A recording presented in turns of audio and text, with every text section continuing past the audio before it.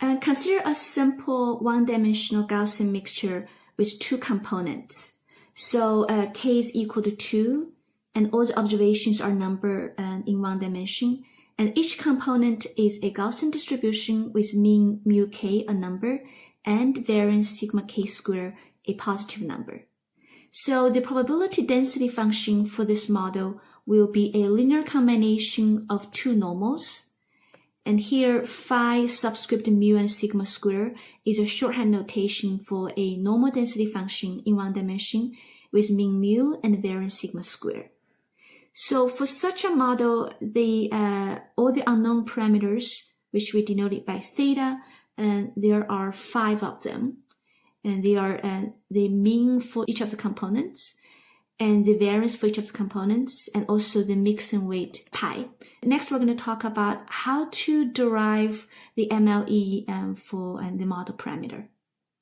Given n training samples, x1 through xn, here we consider everything is one-dimensional. And the log likelihood of the n samples take the following form. So it's log of the joint density function because they're independent. So this density function basically is a product of n density functions. Once we take log, it becomes a summation. Each term is a log of this sum of two normal PDFs. Then the MLE of those parameters is defined to be the value that maximize log of the likelihood, which however is not easy to compute. Why? If we are dealing with a single normal density function, which takes this form. So once we take log, it becomes something like this. Here our parameters are mu and sigma square. You have to take sigma square as one variable. When we try to find the MLE of sigma square and mu, we can just take derivative respect to sigma square and mu with this form. It is easy to derive because the first term is just a simple log function, and the second term is just a quadratic function, and the remaining term is a constant not depending on mu and sigma square. So the MLE for a single normal is in closed form. However, maximizing the log likelihood of a mixture normal, where it's a log of a summation of two normals, is not easy. The reason is that for a single normal, it takes this form. Once we take log, the density function breaks into a summation of simple functions. As I mentioned before, a log of sigma square and a quadratic function. However, if your density function is a sum, once you take log, and there's no simple expression for this. So the MLE for mixture model, even for mixture Gaussian, is not in closed form, and we need to figure out a way to compute MLE. As we mentioned before, the sample from a mixture distribution, each of the xi is from one and only one component. So if somehow we knew which component xi is from, the calculation for MLE will be much easier. Here for the two-component Gaussian example, let's introduce a latent variable zi for each of the observation. It is equal to 1 or 2.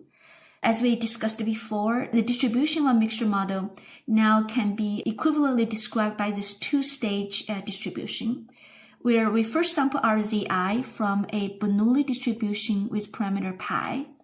And here, different from the traditional Bernoulli distribution, which models 0 or 1 random variables, here our Bernoulli, the zi takes each value either 1 or 2, still only two possible values.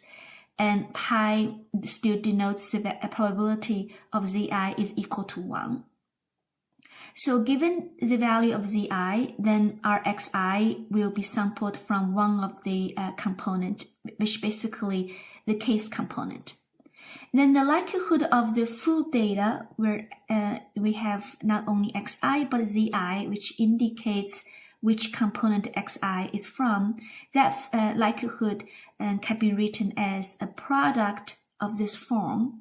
So here, for every xi, either this term or this term will enter the product depending on the I is equal to 1 or 2.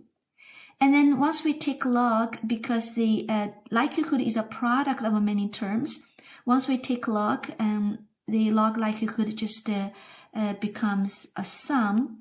Again, here we listed 2 terms inside the summation, but depending on the I is 1 or 2, and there's only one of the term will enter the summation.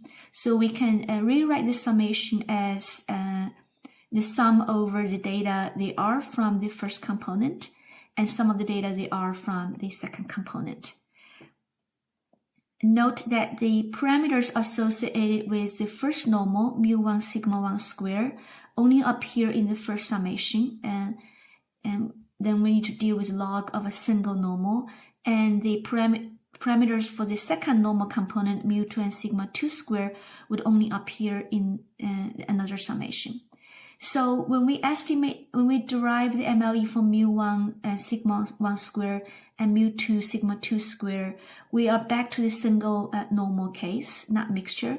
So the MLE, the computation is trivial, and we can find out that the MLE for mu1, which basically is the average of the X from the first group. Here assume the group size for the first group is N1. And similarly, the MLE for sigma 1 square, which is the variance for the first normal, is just the average of those sum of squares. Note that the MLE for sigma square is not the sample variance, and meaning here we divide it by n, not n minus 1. Similarly, we can derive the MLE for parameters associated with the second normal, which will be mu2 and sigma 2. The last parameter will be the mixing weight pi. Intuitively, because pi models the distribution of the I equal to 1. So intuitively, the MLE for pi will be n1 divided by n.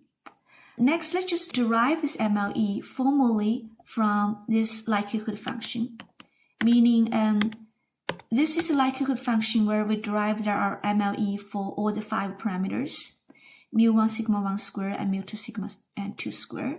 I skipped the calculation, the derivation for them, but you can easily find it online.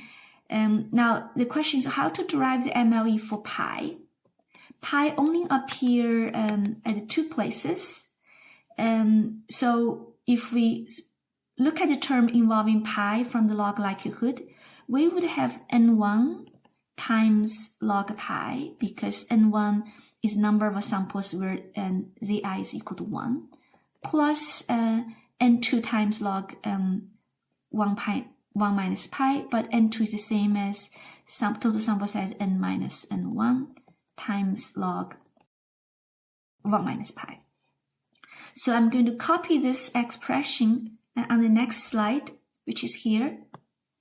So we wanted to find out which pi value can maximize this summation. And you can take derivative with respect to pi, set it to 0, but please keep in mind there's a constraint because pi is a number between 0 and 1. So you should really work with the Lagrangian form of this objective function. So it's durable, but here I want to show you how to derive the MLE, which means the value of pi that maximizes summation without going through the ordinary optimization with a Lagrangian multiplier. First, note that we wanted to find pi to maximize this. So the maximizer of pi would stay the same if we divide it by the summation by n. So we have this term. So the maximizer of pi is the same. And then we're going to rewrite this as another quantity plus a constant. So what is that constant? In order to make this equality to be true, let's look at what is the difference between this term and this term. So we originally have n1 over n log pi. But this will be the same if I, inside the log, times n1 over n and also divide it by n1 over n. This is the product inside the log. So this is the same as this term. Then we can rewrite and break this log into summation of two terms, where we have the 1 and we have plus log n1/n. Okay, so this is the same as this, and you can pause the video and check the calculation. Then what I'm going to do is I will keep this term here, and then this times this term will get into my constant, because this term has nothing to do with pi. Okay, so after transformation, you're going to find out that in order to find pi that maximizes this quantity, is equivalent to find pi that maximizes this summation. Now, what is the summation? I'm going to explain on the next slide. This is actually the negative KL divergence between two Bernoulli distributions. What are the two Bernoulli distributions? One is a Bernoulli with parameter pi. Another is a Bernoulli with parameter n1/n. Okay, so this summation is actually the negative distance between two distributions. So it's always less or equal to 0. To maximize it, we can just make it to be 0, because that's the maximum value.